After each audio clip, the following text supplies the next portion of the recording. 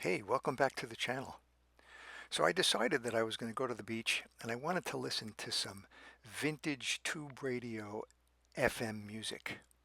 So I grabbed my 3045 Grundig 1955, but then I realized, wait a minute, it's a heavy radio. That's not going to work. So I decided to take the Ukw-Boy / USA that I recently found. All kidding aside, this was a wonderful find, and this is great German technology. To think that they were making these portable tube radios back in 1955. I think this is the first portable radio that played FM and was sold in the United States. Here is a picture of the back and front of the radio. And I was lucky to find this on Facebook Marketplace. This is the rear, and you can see it does have 7 vacuum tubes. The tubes are very interesting. They're low voltage tubes. The anode has 90 volts, and the heaters work with 1.25 to 1.5 volts. And this enables you to take it portable, to use one battery, which they call the A battery, which supplies the heaters at 1.5 volts. I'm using a D-cell battery. And then the other battery they used was a carbon-zinc battery. It was actually 2 batteries, 45 volts each, that would supply the 90 volts. And it's just an amazing piece of workmanship from Germany. The nickel-cadmium battery, which they originally had in the radio that you'll see, was a rechargeable nickel-cadmium battery, probably one of the first in Europe at that time in 1955. In fact, it had a name stamped on it. It said DEAC, which stands for the Deutsche Edison Accumulatoren Company. But my first job was to clean the radio up, and even though it was clean, there appeared to be a lot of battery leakage damage. And so before we get into the restoration, here is just my initial view of the inside of the radio. Okay, here I am with the Ukw-Boy. First thing is the antenna.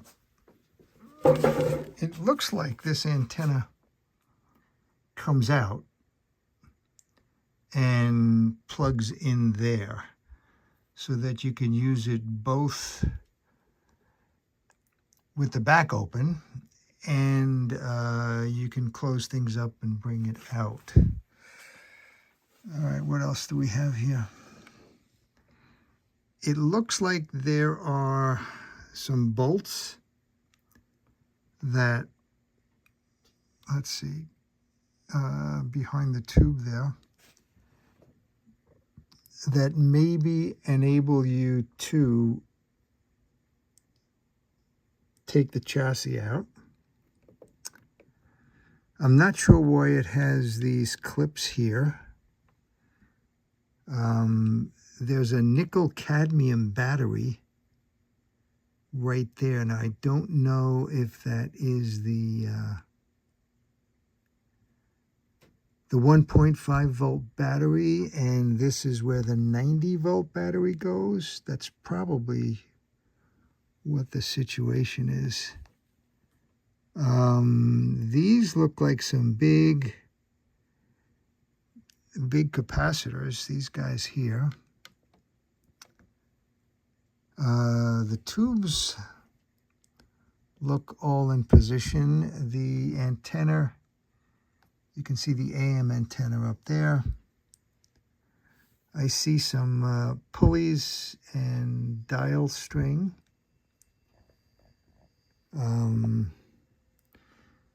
Looks like here this is for battery or the plugged in with the transformer. And let's see, this handle looks a little bent up top here, that handle and that handle. I'm gonna have to take a closer look at that.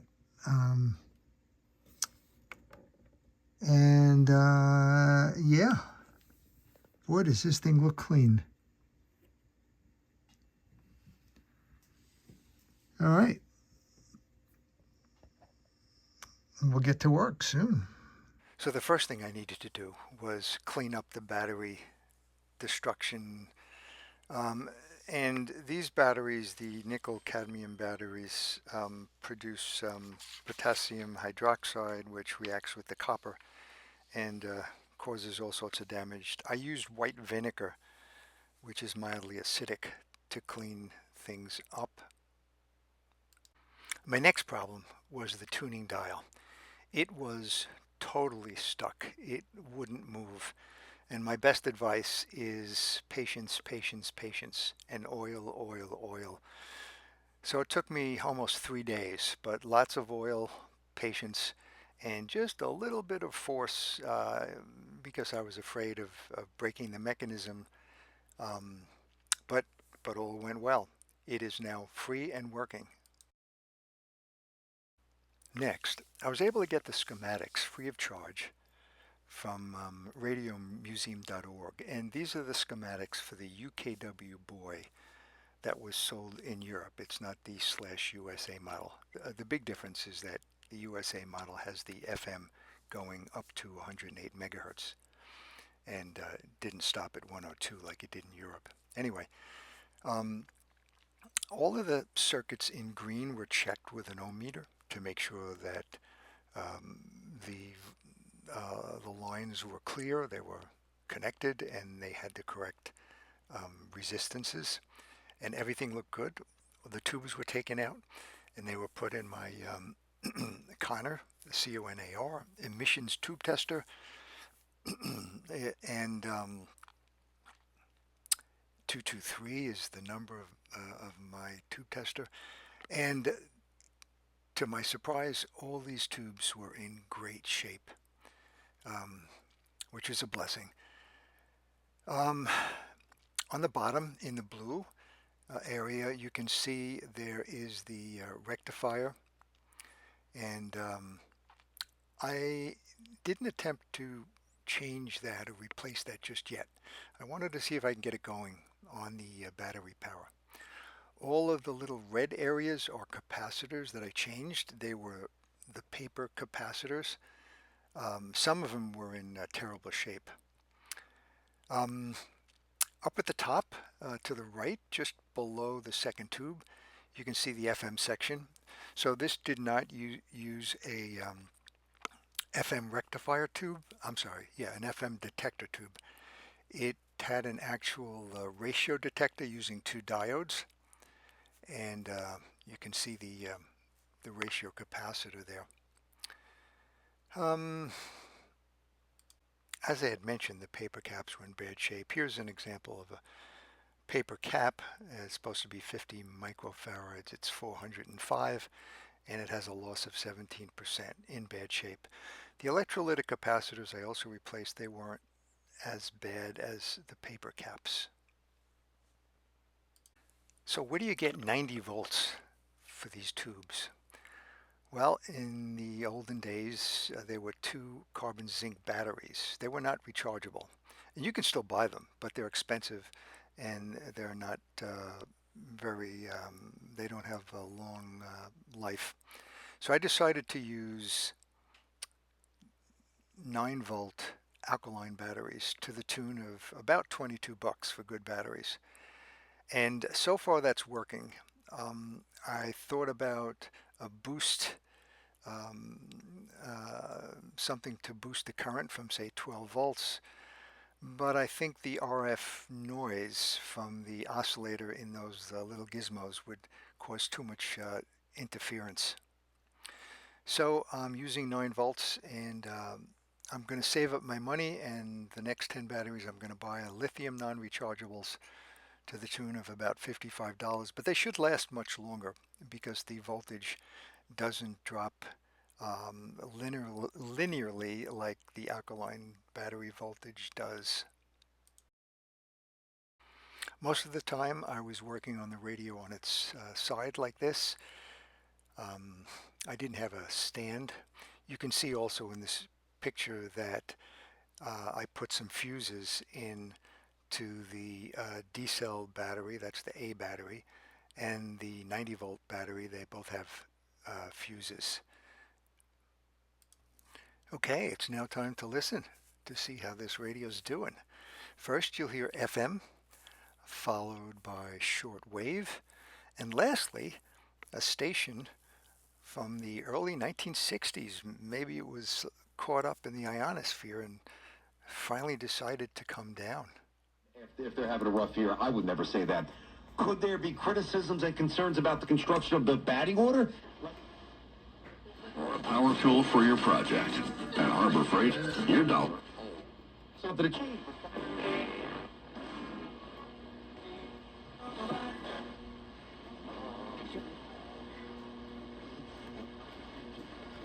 In some cases, it can lead to serious health risks like blood clots. USA Vein Clinics offers minimally invasive treatments that take as little as 15 minutes, covered by most insurances. Dial The pound. Antichrist will have sought to kill as many, if not all, the Jewish people in Israel at the time. And you and I will come down from paradise, from heaven, and with Jesus on white horses. And I'll teach you when we finish teaching, studying the book of John. We will study the book of Revelation. If you missed Cousin Brucey's rock and roll party, here's what you missed. There are certain people that walk into a room that have this aura, this magical aura that makes you feel good. That's what chubby checker does to you. So what are the future challenges in this radio for me? Well, one is to rebuild the power supply. I am going to have to change out the rectifier, and then for the filament volt for the heaters, I'm going to have to also change out the one diode that's there.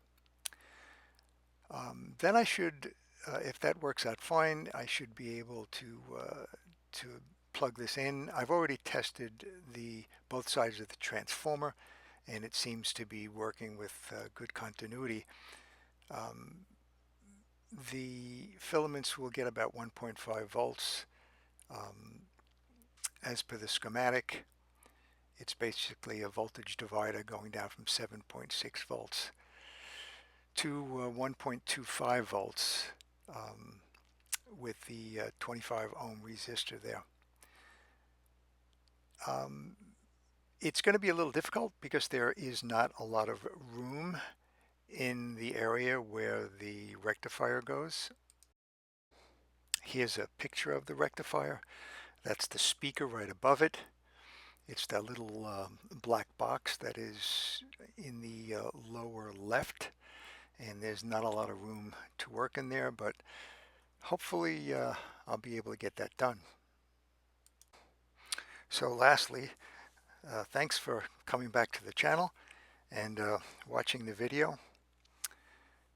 This radio, I think, is a really unique radio. It shows off German technology back in 1955, and I'm pretty sure it was the first portable FM radio that was available and sold in the United States. If you happen to see me on the beach listening to the radio, please be sure to stop by and say hello. Have a great day. Thanks.